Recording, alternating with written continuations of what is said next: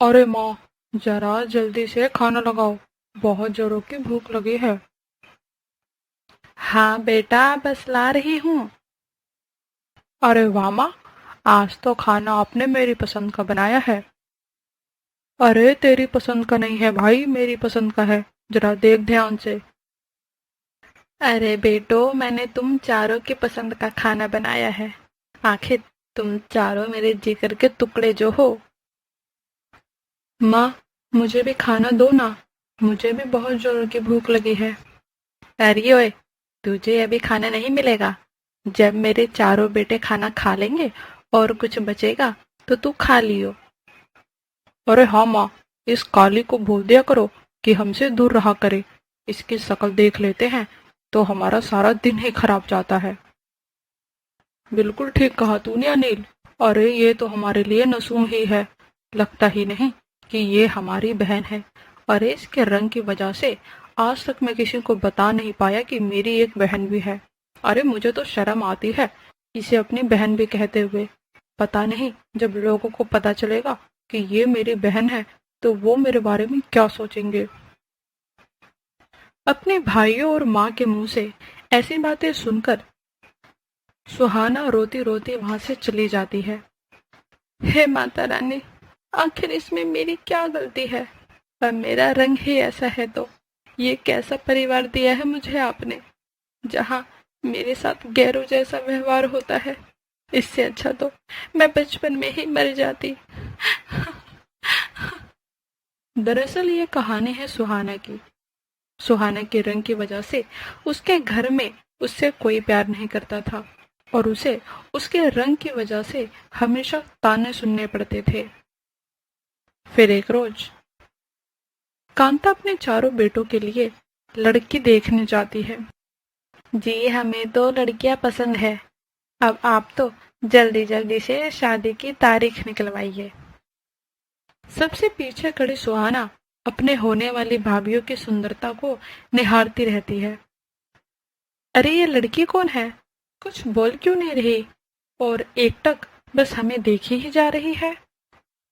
अरे बहुओ, वो हमारी नौकरानी है। उसकी मानसिक हालत ठीक नहीं है। अरे हाँ हाँ, काजल, तुम हमारी शादी पर फोकस करो ना। वो हमारी नौकरानी है, तुमसे छोड़ो। जल्दी ही कांता अपने चारों बेटों की शादी कर बहू घर ले आती है।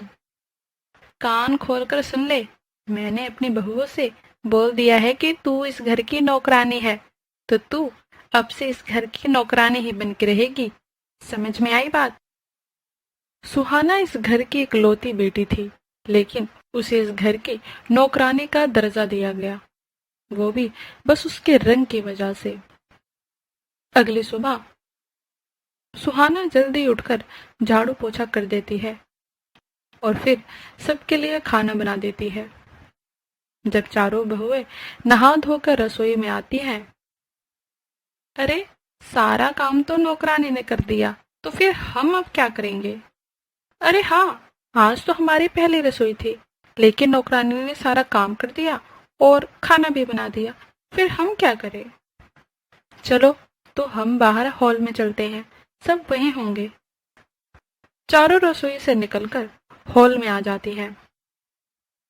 इतने में वहां सुहाना की एक सहेली आ जाती है। अरे सुहाना, अब तो तेरी चार चार भाभियां हो गई हैं, उसके बाद भी तू घर का काम कर रही है।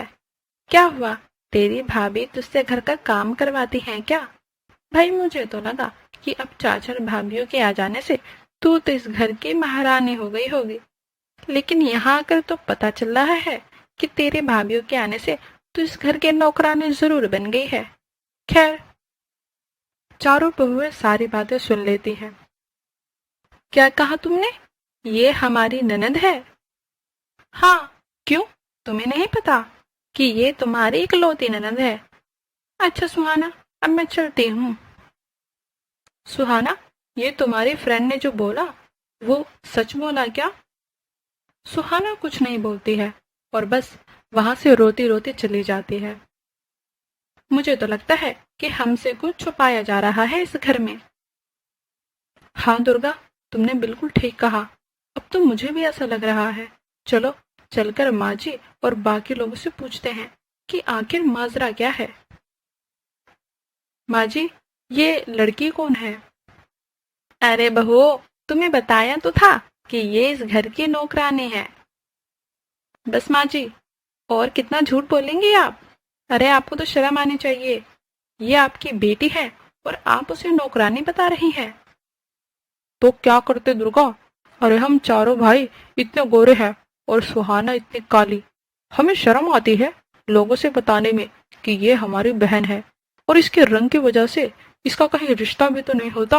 अरे ये तो हमारे लिए बोझ बन गई है जो हमें झेलना पड़ रहा है।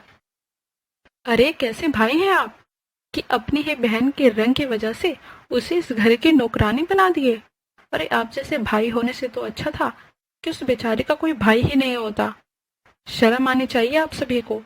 आप लोग उन्हें कुछ माने या ना माने, लेकिन हम चारों बहनें उसे अपनी ननद मानेंगे। फिर एक रोज, सुहाना, सुहाना, कहाँ हो? क्या हुआ भाभी?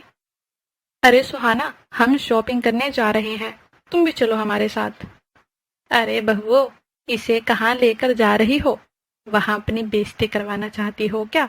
अरे चार लोग इसे देखकर क्या सोचेंगे तुम्हारे बारे में? अरे माँ जी, आप उसकी टेंशन मत लीजिए, हम देख लेंगे।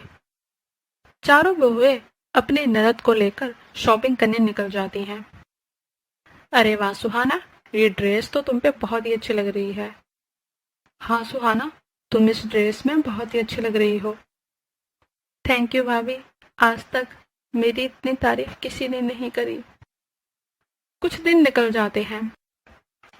अच्छा मैं क्या सोच रही हूँ, हमें सुहाना के हाथ पीले करवा देने चाहिए।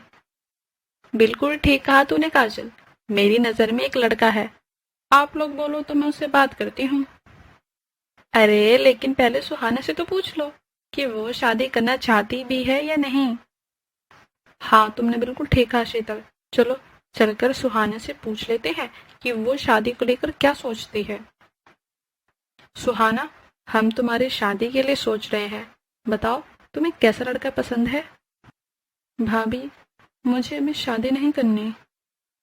शादी नहीं करनी? लेकिन क्यों? तुम्हें कोई लड़का पसंद है क्या? नहीं भाभी, ऐसी कोई बात नहीं है। तो फिर क्या बात है, तुम शादी क्यों नहीं करना चाहती? भाभी, मैं अभी पढ़ना चाहती हूँ और कुछ बनना चाहती हूँ। क्या? लेकिन तुमने ये बात पहले क्यों नहीं बताई? भाभी, माँ और भाई मेरी पढ़ाई के खिलाफ थे। मैं तो 10 साल से इस घर से निकले ही नहीं हूँ।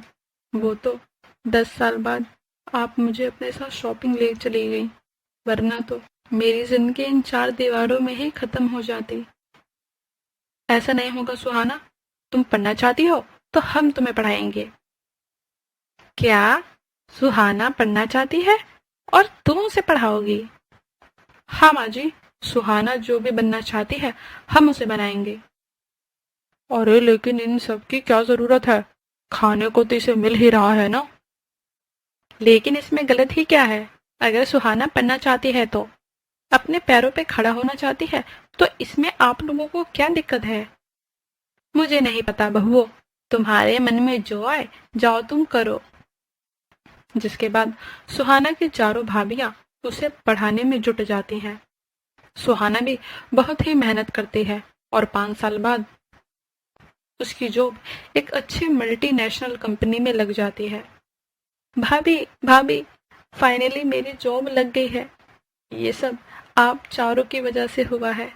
आज मैं अपने पैरों पे खड़ी हो पाई हूँ। सुहाना, हमने क्या किया है इसमें? ये सब तुम्हारी मेहनत का फल है। कांता को भी अपने गलती का पछतावा होता है। बेटी, मुझे माफ कर दे। मैंने आज तक तेरे साथ जो भी किया वो बहुत गलत किया। मुझे माफ कर दे मेरी बच्ची। मैंने तुझे बस तेरे रंग की वजह से आज तक पढ़ने नहीं दिया और आगे बढ़ने नहीं दिया, लेकिन जो मेरे बेटे नहीं कर पाए वो तू कर दिखाई। माँ, माफी मांगने की कोई जरूरत नहीं है। आप बड़े हो और गलती तो इंसानों से ही होती है ना। मुझे आपसे कोई शिकायत नहीं है। कुछ दिन बाद, सुहाना, अब तुम बोलो तो हम तुम्हारे लिए लड़का देखे। भाभी, वो क्या हुआ सुहाना? तुम अभी भी शादी नहीं करना चाहती क्या? नहीं भाभी, वो बात नहीं है। दरअसल मुझे एक लड़का पसंद है जो मेरे ही ऑफिस में काम करता है। क्या? ये तो और अच्छी बात है सुहाना। तुम आज ही उसे बुला लो। हम भी तो देखें आखिर वो है कौन। चांदपुर गांव में मोहन अपनी पत्नी दया और अपनी बेटी सुधा के साथ रहता था। सुधा का रंग थोड़ा दबा हुआ था, या यूं कहे कि उसका रंग सांवला था। दया, मैंने सुधा के लिए एक बहुत ही अच्छा लड़का देखा है। लड़का अच्छी कंपनी में काम करता है और घर परिवार भी अच्छा है। मैंने पंडित जी से बात कर ली है। परसों सुधा को लड़के वाले देखने आ रहे हैं। कुछ देर बाद, अरे ओए कलमोही, तुझे देखने वाले परसों आ रहे हैं तो अपना ये थोबड़ा थोड़ा ठीक कर ले, कहीं लड़के वाले तेरा रंग देखकर डर ना जाए। दया अपनी बेटी सुधा को बिल्कुल पसंद नहीं करती थी, क्योंकि उसका रंग काला था। वहीं दया बहुत ही गोरी और सुंदर थी। इस बात का घमंड उसमें शुरू से ही था। यहाँ तक कि वह अपने पति मोहन को भी दबा कर रखती थी। उसे उसकी गरीबी के लिए हमेशा ताने ही देती रहती थी। वहीं दया अपनी 35 साल की उम्र में भी बहुत ही फैशन में रहती थी। वह अपने पति का ज्यादा पैसा अपने शौक और श्रृंगार में ही खर्च कर देती थी। उसे इस बात से कोई मतलब नहीं था कि घर में राशन आ रहा है या नहीं, घर कैसे चलेगा। उसे बस मतलब था तो अपने आप से। वह अपने आप को सुंदर बनाए रखने के लिए सब कुछ किया करती थी। 2 दिन बाद आसुधा को देखने सौरभ का परिवार आया हुआ था। जी, हमें तो लड़की पसंद है। क्या? आपको लड़की पसंद है? मेरा मतलब है, आपको इसके रंग से कोई दिक्कत नहीं है? मुझे तो लगा आप इसका रंग देख के डर जाएंगे और मना कर देंगे। अरे समधन जी, ये कैसे बातें कर रही हैं आप? अरे आपको तो खुश होना चाहिए कि हमने आपकी बेटी को पसंद कर लिया, लेकिन आप तो अपनी बेटी की हमें कमी गिनवा रही हैं। आपको तो शर्म आनी चाहिए कि आपकी ऐसी सोच है। अरे हमें नहीं फर्क पड़ता रंग रूप से। समधी जी, हमें ये रिश्ता पसंद है। हम पंडित जी से कहकर शादी की तारीख जल्दी निकलवाते हैं। अब सुधा और सौरभ दोनों फोन पर बात करने लगते हैं, लेकिन ये दया को बिल्कुल पसंद नहीं आता। जैसे वे चाहती ही नहीं थी कि ये शादी हो, उसकी बेटी खुश रहे। फिर एक रोज, सासू माँ, वो मैं सुधा को लेने आया था। वो क्या है कि मैं सोच रहा था कि हम कुछ समय साथ में बिता ले। इससे हम एक दूसरे को थोड़ा अच्छे से जान लेंगे। अरे लेकिन इसकी अब क्या जरूरत है? शादी की डेट तो निकल ही गई है। बस 2 महीने बाद शादी है। अब ऐसे में मिलने जुलने की आखिर क्या जरूरत है? अरे दया, जाने दो। बच्चे आपस में मिलेंगे जुलेंगे तो अच्छा रहेगा, एक दूसरे को समझ पाएंगे। सौरभ सुधा को अपने साथ ले जाता है, लेकिन दया से ये सब बर्दाश्त नहीं होता। हम्म, इस कलमोही की किस्मत अच्छी है। इतनी काली होने के बाद भी इसे इतना अच्छा लड़का मिल गया, और एक मैं, इतनी सुंदर होने के बाद भी मुझे ये गरीब और गंवार पति मिला। मुझे कुछ करना पड़ेगा। मैं इसे खुश नहीं देख सकती। कुछ दिन बाद सुधा सौरभ से फोन पर बात कर रही होती है। सुधा, क्या कर रही है? माँ, वो मैं सौरभ जी से फोन पर बात कर रही थी। अच्छा, ला मुझे फोन दे। मैं जब तक बात करती हूँ। जा, तू जाकर जब तक बर्तन धो ले। सुधा अपनी माँ को फोन देकर बर्तन धोने चल देती है। सौरभ, कैसे हो? माँ जी, मैं ठीक हूँ। आप बताइए।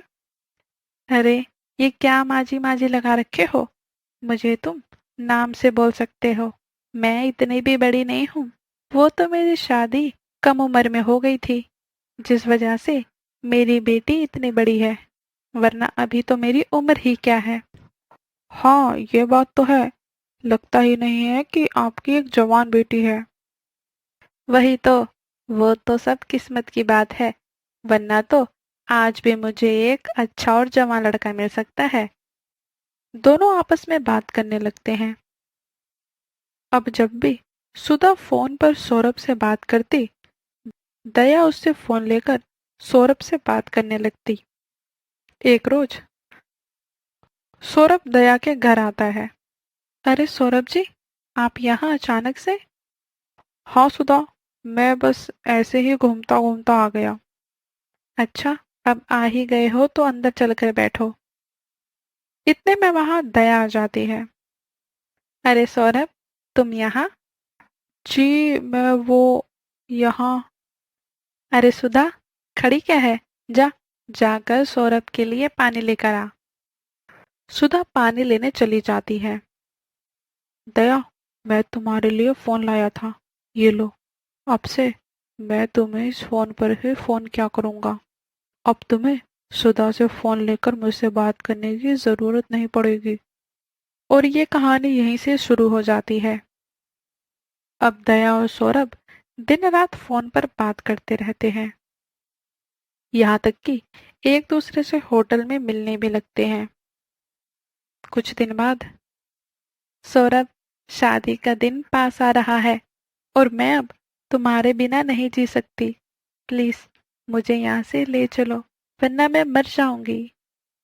दया, मैं तुम्हें ले तो चलता, लेकिन मेरे पास ना तुम्हें रखने के लिए पैसे हैं और ना ही तुम्हें कुछ खिलाने के लिए। तुम उसकी चिंता मत करो सौरभ, बस तुम मुझे यहाँ से ले चलो।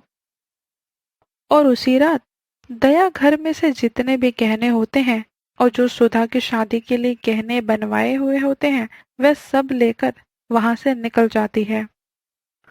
ये क्या है दया? इसमें कुछ पैसे हैं और गहने जो हमारे काम आएंगे। बस अब तुम चलो यहाँ से। दोनों वहां से भाग जाते हैं। फिर वह ट्रेन की टिकट लेने के लिए रेलवे स्टेशन पहुंचते हैं, जहां सौरभ की माँ उसे मिल जाती है। अरे सौरभ बेटा, तू यहाँ? माँ, आप यहाँ? हाँ, मैं तो यहाँ टिकट बुक करवाने आई थी। मैंने सोचा कि तेरी शादी में तुझे मनाली की टिकट गिफ्ट कर दूं। और तू यहाँ अपनी सास के साथ क्या कर रहा है? माँ, ये मेरी सास नहीं है, आपकी होने वाली बहू है। क्या? ये क्या बोल रहा है तू? सही बोला है इन्होंने माँ जी, हम शादी कर रहे हैं। अरे समधन जी, ये क्या बोल रही हैं आप? अरे डायन भी सात घर छोड़ देती है, लेकिन तुमने तो अपनी बेटी का घर ही नहीं बसने दिया। अरे तू तो माँ के नाम पे कलंक है, तुझे तो कहीं डूब मरना चाहिए। तेरी जैसी औरत माँ कहलाने के लायक नहीं है। तुम दोनों मेरे साथ चलो। सौरभ की माँ दोनों को दया के घर ले आती है। माँ, आप कहाँ चली गई थी? मैं और पिताजी रात से ही आपको ढूंढ रहे थे, कहाँ थी आप? बेटी, तेरी माँ अपनी दामाद के साथ रंगरलियां मना रही थी। क्या? ये क्या बोल रही हैं आप? बेटी, तुझे सुनने में बुरा लग रहा है, और ये तेरी माँ वही काम कर रही है। तेरी माँ और मेरा ये नालायक बेटा भाग कर शादी करने जा रहे थे। क्या? माँ, ये क्या सुन रही हूँ मैं? आपने मेरे बारे में एक बार भी नहीं सोचा? छी, घिन आती है मुझे आप पर। मुझे तो आपको माँ बोलने में भी शर्म आ रही है। चली जाइए यहाँ से। दया, तूने ये सब करने से पहले एक बार भी हमारे बारे में नहीं सोचा? अरे क्यों सोचती मैं? आज तक तुमने मुझे दिया ही क्या है? एक ही बेटी थी, वो भी इतनी काली। ना कभी पैसे का सुख दिया और ना कभी जीने दिया चैन से। अरे हम दोनों का कोई मेल भी है? वो तो मेरे माँ बाप गरीब थे, जो मुझे तुम्हारे हाथ में दे दिए, वरना मैं इतनी सुंदर लड़की तुम जैसे गरीब और गंवार से कभी भी शादी नहीं करती। बस माँ, खबरदार, जो आपने मेरे पिताजी के लिए एक शब्द और बोला, चली जाओ यहाँ से। अब हमारा तुमसे कोई रिश्ता नहीं है। दया और सौरभ वहां से चले जाते हैं। बेटी, तुझे कोई दिक्कत ना हो तो तू उसी तारीख पर मेरे छोटे बेटे मयंक से शादी करेगी। सुधा मान जाती है और जल्दी ही सुधा मयंक की पत्नी बन जाती है। सुहाना ने मयंक को बुला लिया, जो उसके ही ऑफिस में काम करता है। सबको मयंक पसंद आ जाता है और जल्दी ही सुहाना और मयंक की शादी बड़े ही धूमधाम से हो जाती है।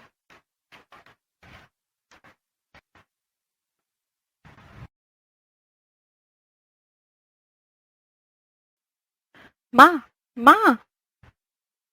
अरे क्या हुआ? किस बात पर इतना आग बबूला हो रही है? आग बबूला ना हो तो और क्या हो? माँ, आपको कुछ पता भी है कि इस घर में क्या हो रहा है? अरे क्या हुआ? बताएगी जब तो पता चलेगा ना। आपकी देवरानी की लड़की का रिश्ता पक्का हो रहा है, वो भी मुझसे पहले। क्या? क्या बोल रही है तू? मैं सच बोल रही हूँ। मैं अपने कानों से सुनकर आई हूँ। चाची और पापा आपस में बात कर रहे थे और लड़के वाले कल उस चुड़ैल सुमन को देखने के लिए आ रहे हैं। और ये सब तो छोड़िए, आपको पता है कि लड़का कितना अमीर है? अरे उसकी कई सारी कंपनियां हैं और वो बाहर विदेश में रहता है। मैं सब अपने कानों से सुनकर आई हूँ। क्या? उस कुलच्छनी की किस्मत में इतनी खुशी? तू चिंता मत कर बेटी, तू देख कि ये शादी मैं कैसे रोकती हूँ। मेरे रहते हुए ये शादी हो ही नहीं सकती। क्यों जी? आप मुझसे अब बातें भी छुपाने लगे? अरे क्या हुआ भाग्यवान, मुझे पहले ये तो बताओ कि कौन सी बात मैंने तुमसे छुपा ली। अरे आप तो ऐसे भोले बन रहे हैं जैसे आपको कुछ पता ही ना हो। अरे पहले बताओ तो, हुआ क्या? ये क्या सुन रही हूँ मैं? तुम सुमन का रिश्ता पक्का कर रहे हो? अरे अभी पक्का नहीं हुआ भाग्यवान, कल उसे देखने के लिए लड़के वाले आ रहे हैं। मैं तो चाहता हूँ कि बस कैसे भी ये रिश्ता पक्का हो जाए। जानती हो मेघना, लड़के वाले बहुत ही अच्छे हैं। लड़का बहुत ही सुशील और संस्कारी है। परिवार भी बहुत अच्छा है। बस कैसे भी करके एक बार ये रिश्ता पक्का हो जाए तो मैं शादी में कोई कसर नहीं छोड़ूंगा। अरे कैसे इंसान हैं आप? आपकी कुंवारी बेटी घर में बैठी है और आप अपने भाई की बेटी की शादी के सपने देख रहे हैं। अरे कैसे बाप हैं आप? खबरदार मेघना, एक शब्द और बोला तो, और धीरे बोलो, कहीं भाभी सुन ना ले। सुनती हैं तो सुने, मुझे किसी का कोई डर नहीं। अपनी जुबान पर लगाम रखो मेघना। तुम भूल गई हो क्या कि भैया के मरते समय मैंने उनसे वादा किया था कि मैं उनकी बेटी की शादी बहुत ही धूमधाम से करूंगा। और वैसे भी कामिनी सोनम से छोटी है, तो उस हिसाब से सोनम उसकी बड़ी बहन है, तो सोनम की शादी पहले होनी चाहिए। मैं भी देखती हूँ कि आप ये शादी कैसे करवाते हैं। कमरे के बाहर खड़ी सुभद्रा सारी बातें सुन लेती है। उसकी आंखें नम थी। सोनम के पापा, आप मुझे छोड़कर कहाँ चले गए? आप होते तो आज मुझे ये सब ना सुनना पड़ता। दरअसल ये कहानी है सोनम और कामिनी की। सोनम सुभद्रा की बेटी थी और कामिनी मेघना की। सोनम और कामिनी के व्यवहार में जमीन आसमान का फर्क था। जहाँ सोनम बहुत ही संस्कारी और अच्छे विचार और व्यवहार की लड़की थी, वहीं कामिनी बहुत घमंडी और बदतमीज किस्म की लड़की थी।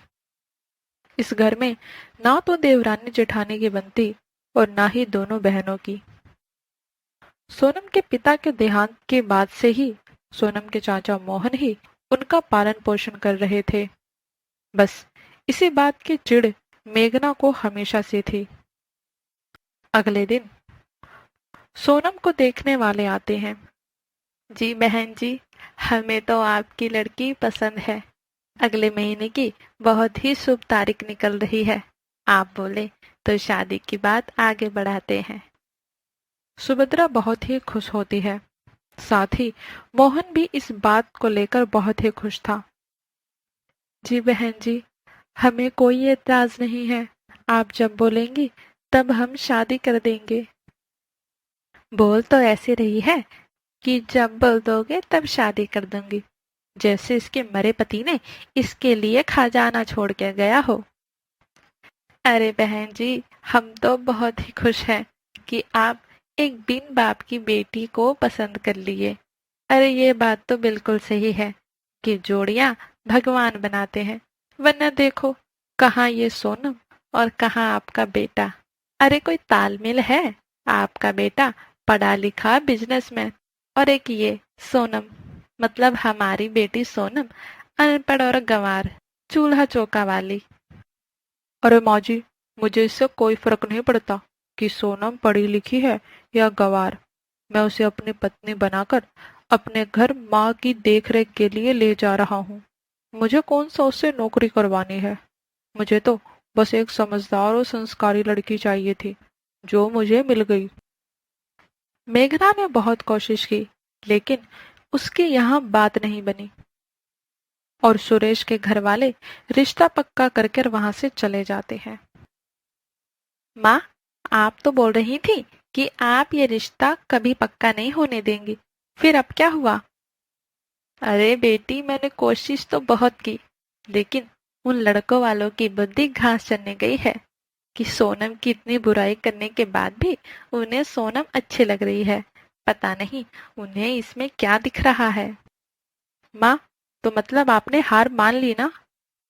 नहीं मेरी बच्ची, तू चिंता मत कर। तू देख मैं कैसे जाल बिछाती हूँ कि लड़के वाले खुद रिश्ता मना करके जाएंगे। कुछ दिन बाद, देवर जी, ये कुछ गहने हैं, इन्हें पॉलिश करवा देना, सोनम को देने के लिए काम आएंगे। जी भाभी। भाभी, मैं क्या सोच रहा हूँ कि दो चार गहने और बनवा देता हूँ। लड़के वाले इतने अमीर हैं, तो उनके आगे हमें भी तो कुछ अच्छा करना पड़ेगा, वरना गांव समाज में उनकी भी बेइज्जती होगी और हमारी भी। देवर जी, आपको जैसा ठीक लगे आप वैसा करो। आखिर सोनम आपकी ही तो बेटी है। क्या बात चल रही है यहाँ? कुछ नहीं मेघना, ये कुछ गहने दिए हैं भाभी ने पॉलिश करवाने के लिए, और मैं क्या सोच रहा हूँ कि मैं दो चार गहने और बनवा लूँ। तुम्हारा क्या विचार है? दीदी, आपके पास इतने गहने थे, लेकिन आज तक आपने मुझे बताया नहीं। कहीं आपको ऐसा तो नहीं लगा कि मैं आपके गहने चुरा लूंगी? अरे नहीं मेघना, ऐसी कोई बात नहीं है। ये तो गहने मेरी माँ ने मुझे दिए थे। बस सोचा कि अब ये मेरे काम के तो नहीं है, इसलिए इसे मैं सोनम को दे रही हूँ। अच्छा, और क्या बोला आपने कि दो चार गहने और बनवा दे? अरे बस यही एक लड़की बच गई है क्या इस घर में?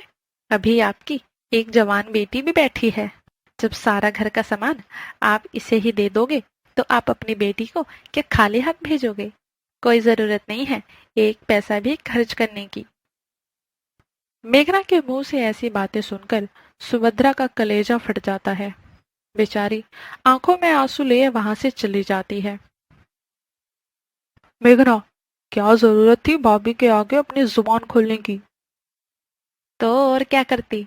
अरे आपका बस चलेगा तो आप तो ये घर भी अपनी भाभी और भतीजी के नाम कर देंगे, लेकिन मैं ऐसा नहीं होने दूंगी। समझ में आई आपको बात? माँ, क्या हुआ? आप रो क्यों रही हैं? कुछ नहीं मेरी बेटी, बस यही सोच रही थी कि जब तू इस घर से चली जाएगी तो ये घर कैसा लगेगा।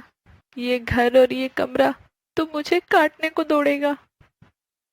अरे माँ, मैं कहीं दूर थोड़ी जा रही हूँ। आप मुझे जब याद करेंगी मैं जब आ जाऊंगी। सुभद्रा ने सोनम को कुछ नहीं कहा और बस शादी की तैयारी में लग जाती है। फिर एक रोज सौरभ सुमन के घर आता है। अरे आइए दामाद जी, कैसे आना हुआ? जी मैं सोनम को लेने आया था। मैंने सोचा कि सोनम को कुछ शॉपिंग करवा दूंगा। अच्छा, ये तो बहुत ही अच्छा किया आपने दामाद जी। वैसे हम आपके बहुत ही आभारी हैं, जो आप हमारी बेटी से शादी करने के लिए तैयार हो गए। हाँ जीजा जी, वरना आप ही बताइए, जब लड़के वालों को पता चले कि लड़की का पहले ही कई लड़कों के साथ अफेयर रह चुका है और 2 बार तो माँ भी बन चुकी है, उसके बाद भी आपने उसे अपना लिया और उससे शादी करने के लिए तैयार हो गए। आप जैसा लड़का तो सभी डिजर्व करते हैं। सुरेश गुस्से में वहां से चले जाता है। अब देख बेटी, कैसे ये रिश्ता टूटता है और तेरी शादी इस सुरेश से होती है। अगले दिन सुभद्रा शादी की त... अगले दिन सुभद्रा शादी की तैयारी की ही बात करने के लिए सुरेश के घर फोन करती है, लेकिन वहां कोई फोन नहीं उठाता। सुभद्रा को काफी चिंता होने लगती है। फिर सोनम ने भी सुरेश को फोन किया, लेकिन सुरेश ने भी सोनम का फोन नहीं उठाया। क्या हुआ सोनम, कुछ परेशान दिख रही है? हाँ कामनी, वो सुरेश जी कल से मेरा फोन नहीं उठा रहे हैं। मुझे तो चिंता हो रही है, कहीं वो मुझे शादी के लिए मना ना कर दे। अरे ऐसे कैसे मना कर देंगे, आखिर तो इतनी अच्छी जो है। तू फालतू की ही चिंता कर रही है। चिंता मत कर, जीजा जी खुद ही फोन कर लेंगे। देवर जी, जरा सोनम के ससुराल वालों के यहाँ जाइए ना। पता नहीं, कल से वो मेरा फोन नहीं उठा रहे, ना ही सोनम का। कहीं हमसे कोई गलती तो नहीं हो गई। जब तक वहां सुरेश और उसकी माँ आ जाते हैं। अरे नहीं समधन जी, गलती आपसे नहीं, बल्कि गलती आपकी देवरानी से हुई है। मैं समझी नहीं समधन जी। अरे मैं समझाती हूँ समधन जी।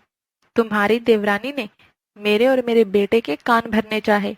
मेरा बेटा जब 2 दिन पहले आपकी बेटी सोनम से मिलने आया, तो तुम्हारी देवरानी ने सोनम के लिए बहुत उल्टी सीधी बात बोली कि वो 2 बार गर्भवती हो चुकी है और उसका कई लड़कों के साथ रिश्ते हैं। मेरे बेटे से बात नहीं बनी, तो आपकी देवरानी ने कल मुझे फोन करके ये सारी बातें बोली और साथ में ये भी बोला कि सोनम से ना करके कामनी से शादी कर ले। लेकिन ये अपने प्लान में पास नहीं हो पाई। मेघना जी, हम आपको यहाँ ये बताने आए हैं कि शादी तो होगी, लेकिन सोनम से ही। हमें पता है कि सोनम बहुत ही सीधी सादी और संस्कारी लड़की है। अच्छा जी, अब हम चलते हैं, आखिर शादी की भी तो तैयारी करनी है। मेघना, तुझे शर्म नहीं आई सोनम के लिए ये सब बात बोलते हुए? अरे वो तेरी भी तो बेटी है, लेकिन तूने उसे कभी अपनी बेटी नहीं माना। तुझे तो हमेशा से ही मुझसे और मेरी बेटी से दिक्कत ही रही है। ना जाने भगवान ने मेरे पति के साथ मुझे भी क्यों नहीं ऊपर बुला लिया। कम से कम यहाँ किसी की सुननी तो ना पड़ती। माँ, अब आपको रोने की जरूरत नहीं है, और ना यहाँ रहने की। शादी के बाद आप मेरे साथ चलेंगी। मैंने सुरेश जी से पहले ही बात कर ली है, उन्हें कोई परेशानी नहीं है। और ऐसे मेघना अपने ही जाल में फंस जाती है और सोनम शादी के बाद अपनी माँ को अपने साथ अपने घर ले जाती है।